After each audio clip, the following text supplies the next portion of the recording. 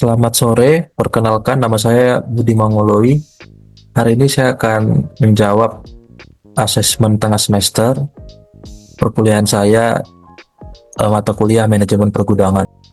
Soal pertama, PT Translog adalah perusahaan penyedia jasa pergudangan yang menyimpan berbagai barang konsumen, di mana saat ini perusahaan memiliki proyek untuk menyimpan 10 jenis barang atau item dari satu customer perusahaan X. Luas gudang yang disewakan sebesar 5.000 meter persegi dengan sistem penyimpanan menggunakan rak palet. Permasalahan utama, selama 3 bulan terakhir terdapat beberapa kendala operasional. Permasalahannya yaitu ada 4, penataan rak tidak sesuai frekuensi pengambilan barang, antara lain fast atau slow moving tercampur. Yang kedua, jalur forklift sering terhalang oleh palet sementara, penyimpanan secara random, dan beberapa barang fast moving ditempatkan jauh dari area receiving area. Dampaknya daripada permasalahan tersebut adalah waktu picking meningkat 35%, terjadi antrian pekerjaan, dan risiko kecelakaan. Kesalahan pengambilan barang meningkat 18%. Lead time outbound menjadi lebih lama. Jenis barangnya ada 10, bisa kita lihat di slide. Terdapat 5 ruangan yang dipergunakan dalam aktivitas gudang tersebut, yaitu ruangan receiving, ruangan storage, ruangan sortation, ruangan packaging, dan ruangan shipping. Ukuran setiap ruang, pergerakan muatan barang yang diangkut maupun biaya dapat diasumsikan. Manajemen meminta solusi penataan ulang tata letak fasilitas gudang dan sistem penyimpanan agar dapat, pertama, meningkatkan efisiensi waktu operasional picking, packing, dan put away. Yang kedua, mengurangi tingkat kesalahan pengambilan barang. Yang ketiga, meningkatkan utilisasi ruang gudang secara optimal. Yang pertama dilakukan adalah membuat activity relationship chart. Dari permasalahan tadi, kita akan re-layout gudangnya, bangun layout yang lebih efisien. Kita buat dulu activity relationship chart atau ARC. ARC ini adalah sebuah metode atau teknik untuk merancang tata letak fasilitas dengan memetakan hubungan kedekatan antar aktivitas atau departemen. Nah, jadi dari soal tadi kita memiliki 5 departemen. Departemen ruang receiving, storage, sortation, packaging, dan shipping. Dari 5 ini, saya tentukan aliran proses materialnya itu adalah sebagai berikut. Pertama, barang di receiving, diterima. Setelah diterima, barang disortir di ruang sortation. Selanjutnya, disimpan di storage. Setelah itu, di packing, di ruang packaging. Selanjutnya, dipindahkan ke ruang shipping untuk kemudian dikirimkan. Dari 5 ruangan atau departemen ini, kita buat ARC-nya dengan hasil seperti pada di slide. Ruang receiving dan ruang storage di sini memiliki tingkat kedekatan I. Tingkat kedekatan I itu ialah penting berdekatan dengan alasan nomor 5, fungsi saling menunjang. Begitupun ruang receiving dengan ruang sortation. Di sini tingkat kedekatannya A. A itu mutlak berdekatan dengan alasan 1, 3, 4, aliran informasi, urutan aliran kerja, dan aliran material. Nah, di sini urutan aliran kerja itu antara lain receiving dan sortation, karena dia setelah di receiving akan disortir dulu, jadi dia mutlak berdekatan. Begitupun dengan departemen lainnya, bisa kita lihat dan dipindahkan ke dalam tabel seperti di slide ini. Nah, setelah kita buat ARC tadi, baru kita desain layout alternatif untuk perusahaan tersebut. Nah, di sini layout alternatif bisa dilihat di slide. Di sini ada ruang receiving, di sini ada ruang sortation, ruang storage dibuat lebih besar karena nantinya akan ditempatkan untuk menyimpan barang-barangnya. Selanjutnya ada ruang packaging dan ada ruang shipping. Di sini kita bisa lihat aliran prosesnya. Di sini akan dibuat pintu masuknya, pintu masuk, dari ruang receiving lanjut ke ruang sortation, masuk ke ruang storage, setelah dari storage ruang packaging dan shipping. Disinilah keluarnya. Layout ini berbentuk huruf U, bentuk huruf U. Layout dengan gudang U-shape adalah terletak gudang di mana area penerimaan dan pengiriman terletak berdekatan. Penerimaan dan pengiriman di salah satu sisi gudang, dan alur barang membentuk pola seperti huruf U dari satu sisi ke sisi lainnya. Ini huruf U-nya. Keunggulannya itu efisiensi ruang, meminimalkan kemacetan, fleksibilitas, dan visibilitas dalam pengawasan. Di sini terdapat dimensi atau luas masing-masing ruang, yaitu luas receiving 750, di sini 30 kali 25, di sini ada kotaknya. Kotaknya ini skala 10 kali 10 meter, jadi ada 3 dan 2,5 kotak, jadi 30 kali 25. Begitupun ruangan selanjutnya, sehingga total luasnya 5000 meter persegi sesuai dengan soal yang di awal. Selanjutnya masuk ke kategori barang. Tadi ada 10 jenis item. Di sini saya klasifikasikan menggunakan metode ABC. Tujuannya itu memfokuskan perhatian dan sumber daya pengendalian pada item yang paling bernilai tinggi agar perusahaan dapat mengoptimalkan modal kerja dan efektivitas pengawasan stok. Jadi dari 10 ini saya klasifikasikan mana yang kategori A yang memiliki yang paling bernilai tinggi. Caranya gimana? Di sini kita tentukan dulu nilainya. Nilainya itu adalah jumlah barang dikali harga unit. Di sini kita ada memiliki jumlah barang dan harga unit. Jadi 600 dikali 40 juta, hasilnya 24 M. Nah, di sini sudah saya sort dengan nilai yang paling tinggi dibuat di paling atas, baru ke yang paling rendah. Setelah itu kita cari persentase nilai dengan cara nilai 24 juta ini dibagi total nilai dikali 100%, sehingga didapat di sini 62,75%, 15,69 dan seterusnya. Klasifikasi ABC ini kita menentukan kategori A. Kategori A itu di sini kita asumsikan 70%. 70% itu berarti 62 sampai ditambah 15,69 ini 70 sekian persen. Nah, itu masuk kategori A. Selanjutnya 15% selanjutnya, nah, kita kategorikan B, dan yang paling sedikit kita kategorikan C. Jadi di sini perusahaan bisa paham dan bisa tahu mana barang-barang yang perlu perhatian khusus di kategori A ini. Permasalahan penyimpanan secara random di sini dapat tersolusikan ya, karena barang itu atau item itu tidak kita simpan secara random lagi, melainkan sudah kita klasifikasikan berdasarkan metode ABC ini. Selanjutnya kita lanjut ke klasifikasi FMS, fast medium slow moving. Nah, di sini klasifikasi FMS merupakan metode pengelompokan material atau persediaan berdasarkan kecepatan pergerakan atau tingkat pemakaiannya. Nah, tujuannya ini kita mengetahui seberapa cepat barang bergerak, membantu pengambilan keputusan dalam pengendalian persediaan seperti penentuan jumlah pesanan, frekuensi, dan prioritas penyimpanan. Di sini data di soal, saya asumsikan bahwasanya perusahaan ini menstok item dengan jumlah banyak dikarenakan tingginya tingkat pergerakan atau permintaan terhadap barang tersebut. Jadi saya sort di sini. Saya sort jumlah barang atau unit yang paling banyak sampai ke yang paling kecil. Yang paling banyak ini saya kategorikan fast moving, yang di tengah ini sedang, medium, dan yang paling sedikit itu slow moving. Penataan rak tidak sesuai dengan frekuensi pengambilan barang, fast atau slow moving tercampur. Nah, permasalahan ini bisa kita solusikan dengan klasifikasi FMS ini.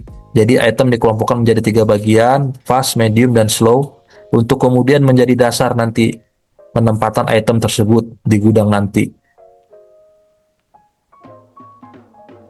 Selanjutnya kombinasi, ini kombinasi ya, klasifikasi ABC dan FMS tadi di slide sebelumnya. Jadi ada tadi kategori A, B, dan C, selanjutnya kategori FMS. Nanti kalau digabung dia seperti ini, nomor item A, kombinasinya FB. FB itu adalah di sini barang bernilai sedang tapi cepat bergerak, fast, dan B, kategori B. Kebijakannya apa? Pengadaan terencana, reorder otomatis, buffer sedang. Nah, ini kebijakan-kebijakan ini yang bisa dipertimbangkan oleh perusahaan karena kita sudah melakukan klasifikasi tadi gitu. Kita lanjut ke ruang storage ya. Tadi ini ruangan gudang secara keseluruhan. Di sini ada ruang storage. Ruang storage saya desain lagi seperti pada gambar ini. Tadi kita sudah kelompokkan itemnya berdasarkan klasifikasi ABC dan fast moving, medium, dan slow moving. Jadi di sini kalau yang fast moving itu idealnya dekat kepada pintu keluar. Jadi saya buat di sini yang warna biru ini, huruf D, item D diletakkan di warna biru seperti di sini ya, D. Di sini kan ada 3 item nih yang fast moving nih, ada A, ada D, dan ada H. Nah, yang A itu warna ini A, fast moving. Setelah itu ini yang D ini sama ini yang D. Selanjutnya yang H itu ini sama ini. Semua ini yang paling dekat dengan pintu keluar untuk proses selanjutnya. Selanjutnya di belakang-belakangnya barulah kita letakkan yang medium. Seperti di sini yang I, orange ini I, medium. Ini yang ungu ini medium. Ini item B, medium. Yang di belakang baru kita letakkan yang slow moving. Di sini ada gambar forklift dengan dimensi 3,58 meter dan lebar 1,15, dan di sini ada palet sementara panjang dimensi 1x1 meter. Ada permasalahan dua lagi tadi, jalur forklift sering terhalang oleh palet sementara. Jadi saya desain di sini lorong-lorong. Kenapa banyak lorongnya? Karena untuk memudahkan dalam picking tadi, mengambil barang-barang di gudang supaya bisa lebih mudah dan lebih cepat. Ruang storage dilengkapi dengan banyak lorong dengan lebar 5 meter dan 6 meter. Sudah cukup aman untuk dilalui palet dan letak palet sementara. Selanjutnya permasalahannya beberapa barang fast moving ditempatkan jauh dari receiving area. Ini juga sudah tersolusikan dikarenakan item sudah dikelompokkan menjadi yang tadi fast moving, medium, dan slow moving, dan sudah ditempatkan sesuai dengan kondisi gudang ini gitu. Yang fast moving diletakkan di dekat area pintu keluar. Demikian jawaban daripada soal yang pertama. Oke, sekarang kita masuk ke soal nomor 2. PTX adalah perusahaan logistik 3PL yang mengalami banyak masalah terkait integrity stock issue. Di antaranya, 1. Banyaknya produk yang rusak dan hilang di gudang. Yang kedua, rasio perputaran yang rendah menunjukkan stok berlebih, sehingga jumlah produk yang mendekati kadaluarsa meningkat dan berpotensi tidak dapat terjual. Pertanyaannya, strategi atau kebijakan apa yang sebaiknya dilakukan perusahaan dalam melakukan pengendalian persediaan untuk mengatasi permasalahan tersebut? Saya rangkum jawabannya. Untuk mengatasi masalah terkait integrity stock issue pada PTX tersebut, beberapa strategi sudah saya tentukan. strategi atau kebijakan pengendalian. Di antaranya yang pertama, penerapan sistem manajemen inventaris berbasis teknologi WMS atau ERP. Warehouse Management System WMS dan Enterprise Resource Planning ERP dapat membantu memonitor pergerakan stok secara real time. Dengan menggunakan teknologi ini, perusahaan dapat mengidentifikasi produk yang rusak atau hilang, bisa diidentifikasi lebih cepat, mengurangi human error, meningkatkan akurasi stok. Sistem ini juga dapat memberi informasi tentang produk yang memiliki atau mendekati kadaluarsa, sehingga tindakan pencegahan dapat bisa segera kita ambil. Yang kedua, penggunaan metode just in time untuk pengadaan. Ini untuk pengadaan ya. Dengan menerapkan just in time, PTX ini bisa mengurangi stok berlebih dan meminimalkan produk yang mendekati kadaluarsa. Just in time membantu perusahaan untuk membeli atau memproduksi barang hanya ketika diperlukan, sehingga mengurangi resiko overstocking dan mengoptimalkan penggunaan ruang gudang. Manfaat dari metode ini adalah mengurangi biaya penyimpanan, mencegah kerusakan barang, dan mengurangi produk kadaluarsa. Yang ketiga itu penggunaan metode FIFO atau FIFO, first in first out atau first expired first out. Untuk mengatasi masalah produk mendekati kadaluarsa atau rusak, jadi perusahaan PTX juga bisa menerapkan FIFO, first in first out atau first expired first out.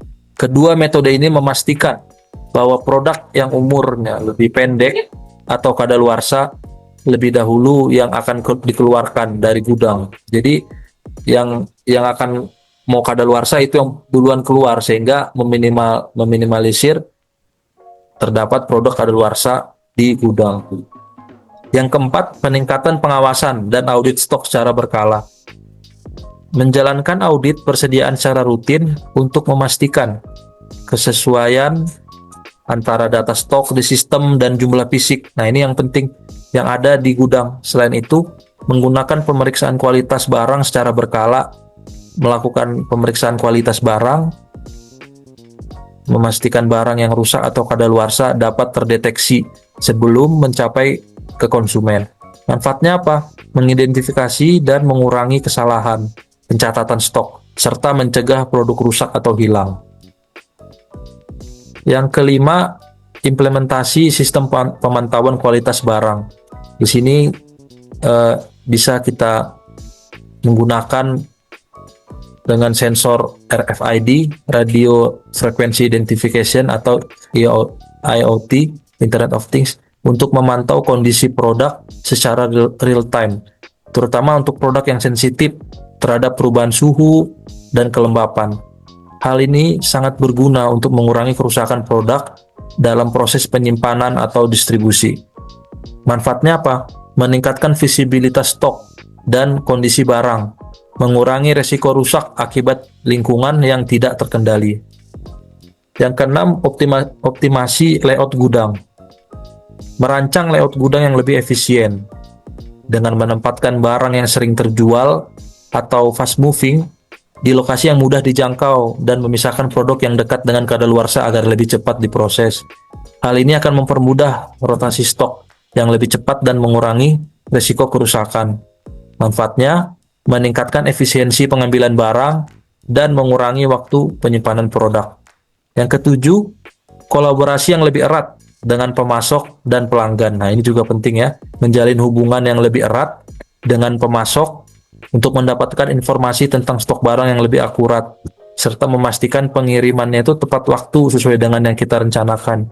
Selain itu, bekerja sama dengan pelanggan untuk memantau permintaan dan membantu memprediksi volume pengadaan yang lebih realistis.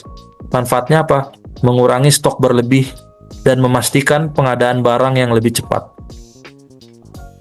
Yang terakhir, penerapan analitik data untuk prediksi permintaan. Menggunakan analitik data untuk memprediksi atau memforecast permintaan produk dan menganalisis pola pembelian pelanggan. Dengan demikian, perusahaan dapat melakukan perencanaan stok yang lebih baik, menghindari kelebihan atau kekurangan stok, serta menyesuaikan pengadaan sesuai dengan kebutuhan pasar. Manfaatnya meningkatkan perencanaan, pengadaan barang, dan mengurangi kerugian akibat produk tidak terjual. Dari 6 eh, kebijakan-kebijakan yang bisa diambil daripada perusahaan itu, kesimpulannya adalah dengan mengimplementasikan beberapa kebijakan ini, PTX dapat meningkatkan pengendalian persediaan dan mengatasi masalah integritas stok yang ada. Kuncinya itu adalah penggunaan teknologi untuk meningkatkan visibilitas stok, meningkatkan rotasi barang, dan memastikan produk yang rusak atau mendekati kadaluarsa dapat terkelola dengan baik. Baik, demikian jawaban asesmen tengah semester saya. Apabila ada salah kata, mohon dimaafkan. Terima kasih.